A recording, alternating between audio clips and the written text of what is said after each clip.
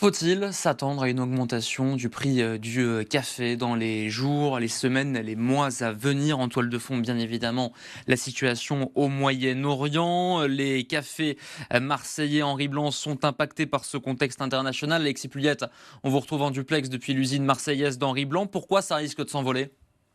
Eh bien écoutez, parce que tous ces grains de café là que vous voyez, ils viennent de loin, parfois d'Amérique latine, mais aussi et surtout d'Asie, d'Inde, du Vietnam. Et donc, avec ces tensions au Moyen-Orient, eh bien, il faut passer par le cap de Bonne-Espérance. Donc c'est des milliers de kilomètres en plus. Et donc ça, Mélanie Coton, ça augmente le coût du transport pour vous? Ça augmente énormément le coût du transport.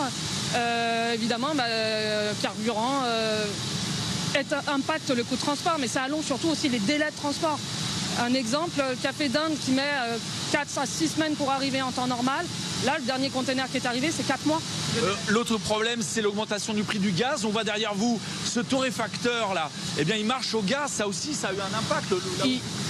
Il est alimenté au gaz. Donc oui, pour nous, c'est un énorme impact. C'est de l'ordre de 15 à 20%. Alors, vous vendez à des professionnels. Est-ce que le prix du café au comptoir, il va augmenter? Pour l'instant, on absorbe toutes les augmentations, carburant, le prix du café, on absorbe tout. Jusqu'à quand? Le plus longtemps possible, mais en fonction de la durée du conflit, on peut rien garantir sur la durée.